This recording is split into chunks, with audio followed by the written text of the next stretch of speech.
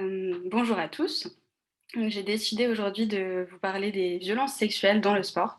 C'est un sujet auquel je ne connaissais pas grand-chose il y a peu, mais j'ai donc regardé un documentaire très intéressant sur la chaîne YouTube de Arte. Et je dois dire que je suis maintenant révoltée par cette situation.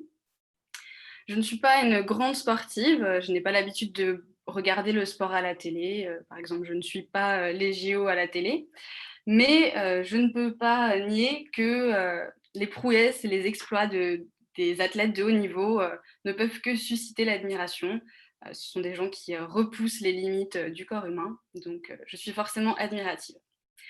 Mais derrière cette gloire, eh bien, souvent se cache une réalité qui est bien plus sombre.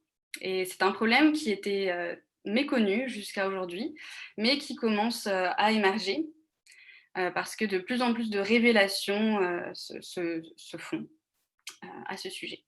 Donc, vous avez peut-être entendu parler du scandale qui a touché le milieu du football au Royaume-Uni. C'est le plus grand scandale d'abus sexuels dans le sport à ce jour dans le monde.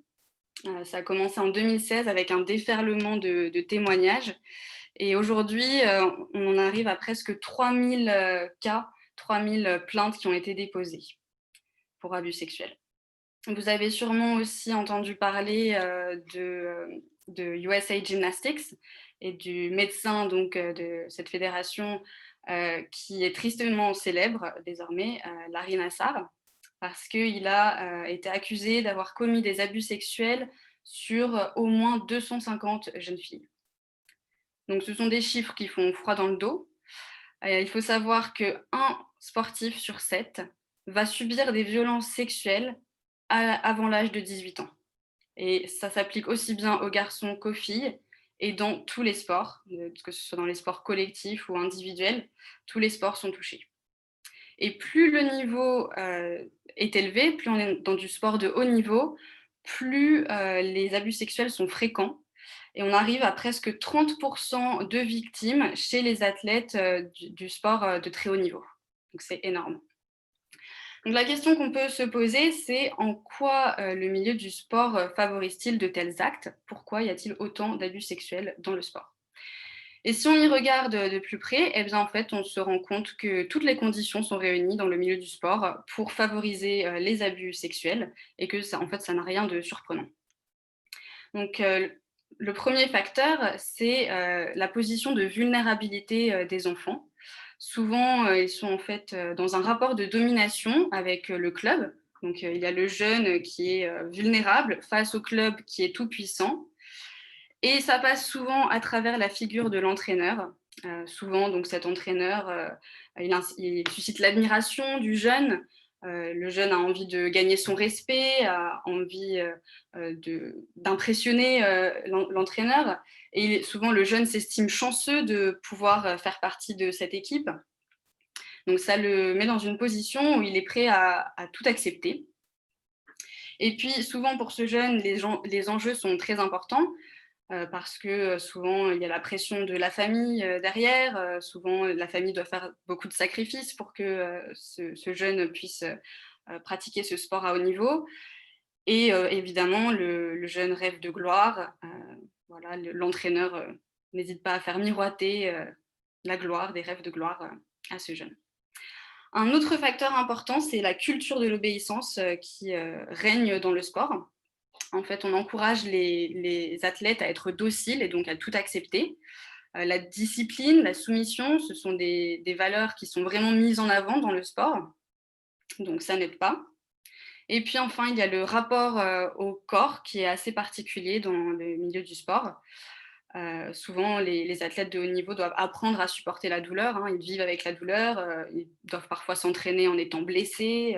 Donc, c'est vraiment leur quotidien. Et puis, ils sont aussi habitués à laisser l'autre utiliser leur corps, puisque leur corps est comme leur outil de travail. Donc voilà, ça, ce sont des premiers facteurs, mais il y a aussi une grande responsabilité qui incombe aux fédérations et aux clubs de sport, qui sont en fait parmi les principaux coupables.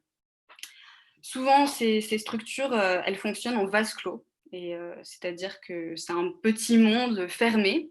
Quand on fait partie de ces fédérations, de ces clubs, on fait partie de la famille.